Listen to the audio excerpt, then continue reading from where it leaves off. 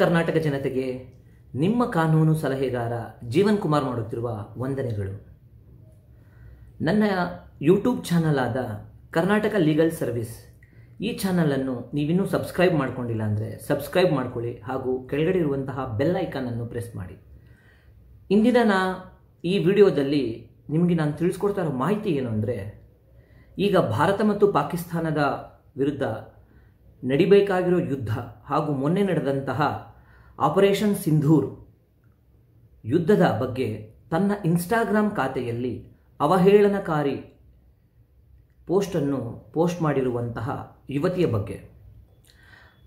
ನಮ್ಮ ಉತ್ತರ ಕರ್ನಾಟಕ ಮಂಗಳೂರು ಜಿಲ್ಲೆಯ ಬೆಳತಂಗಡಿ ತಾಲೂಕಿನ ಬೆಳವಾಳ ಗ್ರಾಮದ ರೇಷ್ಮಾ ಎನ್ನುವ ಯುವತಿ ತನ್ನ ಇನ್ಸ್ಟಾಗ್ರಾಮ್ ಖಾತೆಯಲ್ಲಿ ಆಪರೇಷನ್ ಸಿಂಧೂರಕ್ಕೆ ಧಿಕ್ಕಾರ ಎಂದು ತನ್ನ ಪೋಸ್ಟ್ನಲ್ಲಿ ಬರ್ಕೊಂಡಿದ್ದಾಳೆ.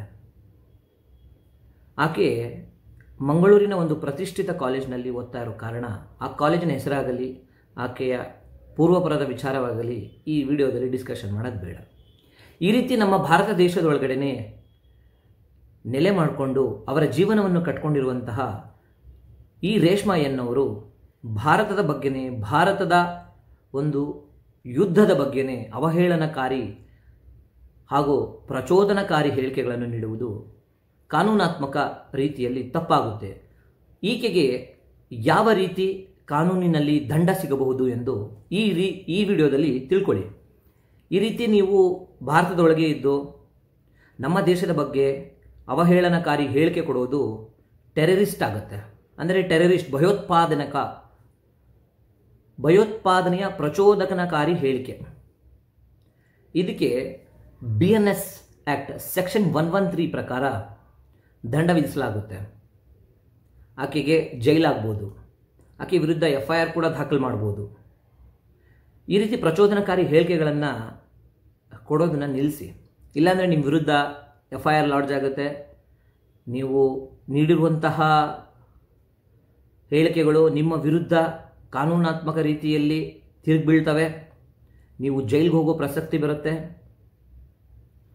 ಈಕೆ ಇಷ್ಟೆಲ್ಲ ವಿಡಿಯೋ ಹಾಕಿ ಯಾವಾಗ ನ್ಯೂಸ್ ಚಾನಲ್ನವರಾಗೂ ಹಾಗೂ ಸೋಷಿಯಲ್ ಮೀಡಿಯಾದವರು ಈಕೆ ವಿರುದ್ಧ ಮಾತಾಡೋಕ್ಕೆ ಸ್ಟಾರ್ಟ್ ಮಾಡ್ತಾರೋ ಆಗ ಆಕೆ ಆ ಪೋಸ್ಟ್ನ ಡಿಲೀಟ್ ಮಾಡಿದ್ದಾಳೆ. ಆಕೆ ಆ ಪೋಸ್ಟ್ನ ಡಿಲೀಟ್ ಮಾಡಿದ ತಕ್ಷಣ ಆಕೆ ಮಾಡಿರುವಂತಹ ತಪ್ಪುಗಳೆಲ್ಲ ಕ್ಷಮೆ ಆಗೋಯ್ತು ಅಂತ ಹೇಳಕ್ಕೆ ಬರಲ್ಲ. ಒಂದು ಸಾರಿ ನೀವು ಈ ರೀತಿ ಹೇಳಿಕೆ ನೀಡಿದ ಮೇಲೆ ಅದು ಭಯೋತ್ಪಾದನೆಯೇ. ಅದಕ್ಕೆ ಕಾನೂನು ರೀತಿಯಲ್ಲಿ ನಿಮಗೆ ಶಿಕ್ಷೆ ಆಗಿಯೇ ಆಗುತ್ತೆ. ಆದ ಕಾರಣ ನೀವು ಇನ್ಸ್ಟಾಗ್ರಾಮ್ ಆಗಲಿ, ಫೇಸ್ಬುಕ್ ಆಗಲಿ, ಯಾವುದೇ ಒಂದು ಸೋಷಿಯಲ್ ಮೀಡಿಯಾಗಳಲ್ಲಿ ನಿಮಗೆ ಇಷ್ಟ ಬಂದ ಹಾಗೆ ಭಾರತದ ಬಗ್ಗೆ, ಭಾರತದ ಸೇನೆಯ ಬಗ್ಗೆ ಅವಹೇಳನಕಾರಿ ಪೋಸ್ಟ್ಗಳನ್ನ ಹಾಕೋದು ನಿಲ್ಲಿಸಿ. ನಮ್ಮ ದೇಶದಲ್ಲೇ ಇದ್ದು ನಮ್ಮ ದೇಶದ ಉಪ್ಪು ತಿಂದು ಇಲ್ಲೇ ಬೆಳೆದು ಇಲ್ಲೇ ಜೀವನ ಕಟ್ಕೊಳ್ಳೋ ನೀವು ಬೇರೆ ದೇಶದ ಬಗ್ಗೆ ಒಲವು ತೋರಿಸೋದು ಕಾನೂನು ರೀತಿ ತಪ್ಪಾಗುತ್ತೆ. ನಿಮ್ಮ ವಿರುದ್ಧ FIR ಕೂಡ ಲಾಡ್ಜ್ ಆಗುತ್ತೆ.